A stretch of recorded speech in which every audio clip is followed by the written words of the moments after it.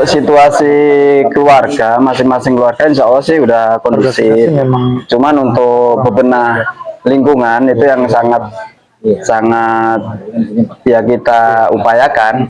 Artinya alhamdulillah banyak relawan-relawan para yang bisa membantu di sini. Ya sangat-sangat terbantu sekali lah. Kalau emang situasinya di kerjaan sendiri sangat tidak memungkinkan. Untuk secara keseluruhan insya Allah kondusif.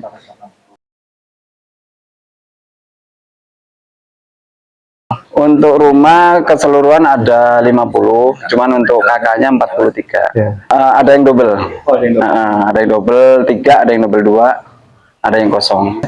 Kalau para jebol ada 3 yang paling parah. 3 yang paling parah. Untuk garasi ambruk, untuk yang 2 rumah itu kusen depan itu jebol semua. Itu aja untuk ini. RT 03 RW 09 Pondok Gede Permai. Siap untuk bantuan kemarin. Dan untuk hari ini ada, cuman belum sempat untuk ngangkut, khususnya di RT 3 belum.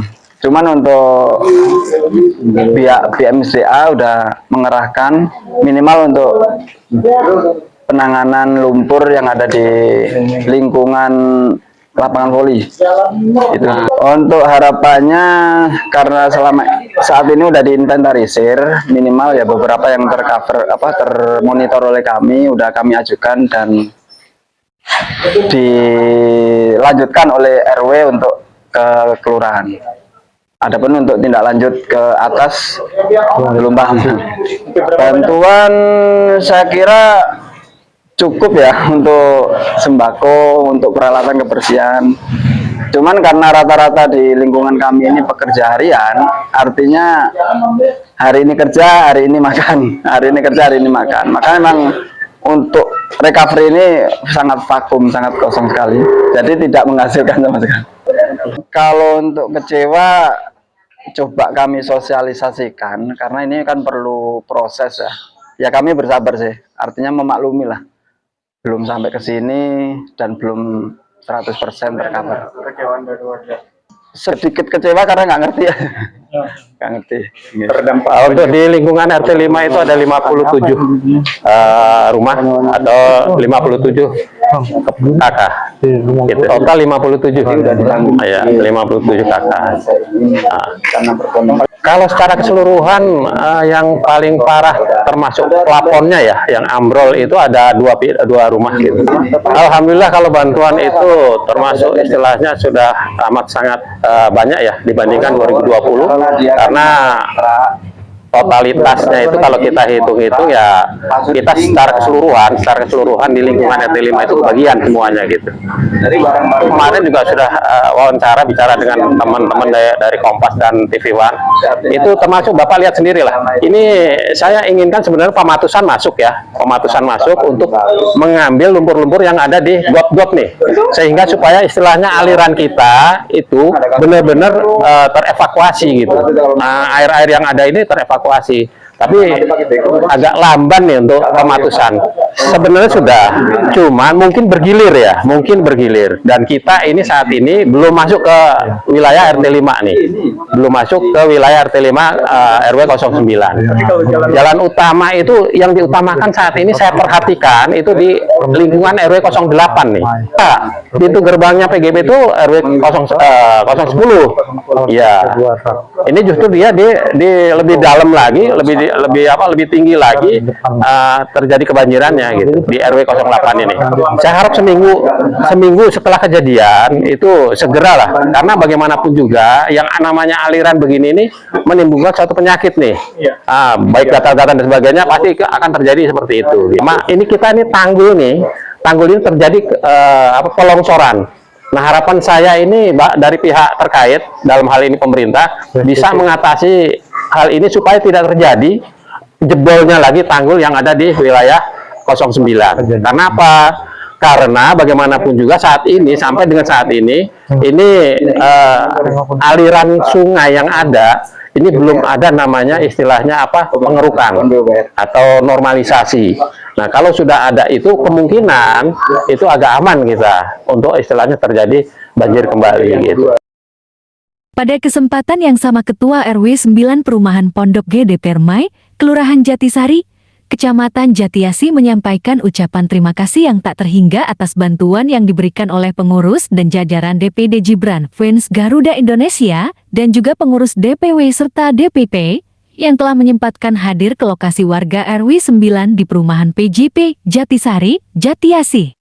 Merupakan kehormatan tersendiri bagi warga Perum PJP khususnya RW 9 karena kepedulian pengurus DPD Gibran Fans Garuda Indonesia yang dianggapnya bisa mewakili kehadiran Presiden Prabowo Subianto dan Wapres Gibran Rakabuming meskipun hanya diwakili oleh jajaran DPD Gibran Fans Garuda Indonesia.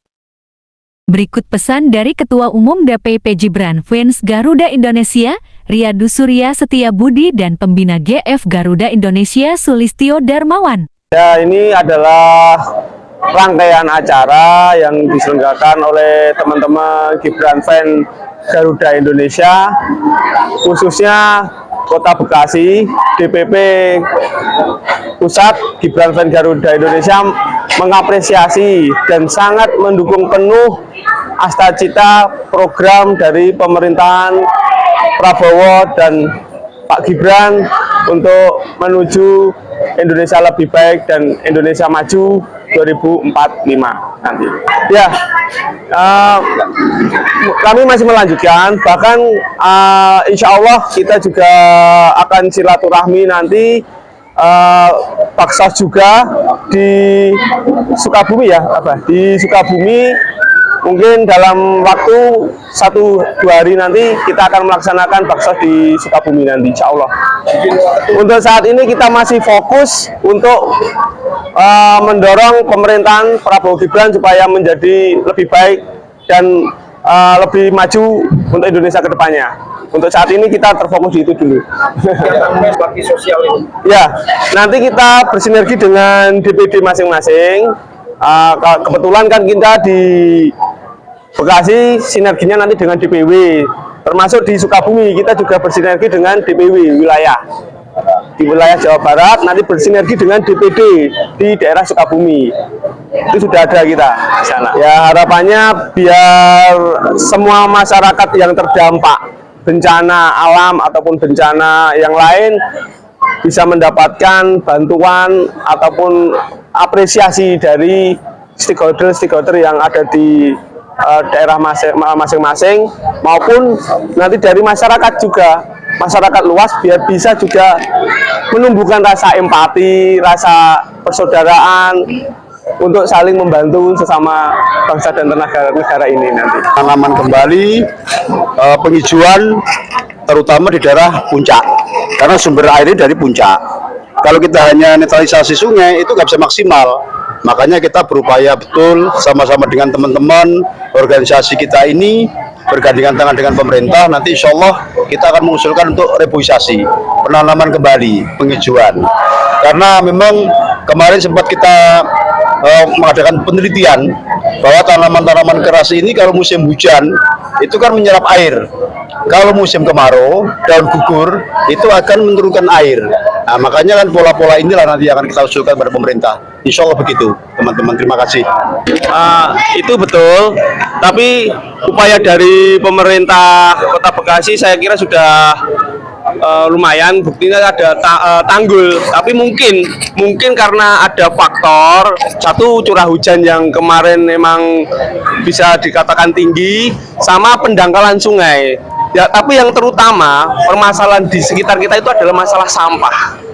Jadi penumpukan sampah yang terjadi di pasca banjir itu kelihatan numpuk di mana-mana. Berarti kan itu menjadi satu indikator yang menyebabkan salah satu terjadi musibah banjir itu bisa dari sampah. Jadi kita tidak bisa menyalahkan si A, si B terhadap situasi yang terjadi di Kota Bekasi, tapi kembali lagi lah ke ke masyarakatnya, ke pola, ke mindsetnya untuk menjaga kebersihan, menjaga lingkungan, itu yang utama sebenarnya. Bersinergi, betul sekali. Kami turun dengan rombongan DPP, DPW dan DPD ini, kita ini sekalian juga survei lah.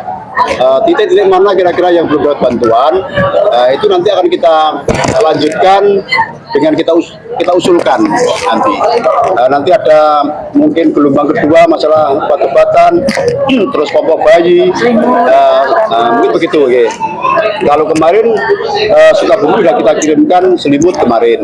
Mungkin yang gelombang kedua ini mungkin obat-obatan terus alat mandi Pak Sekjen ya. Ya.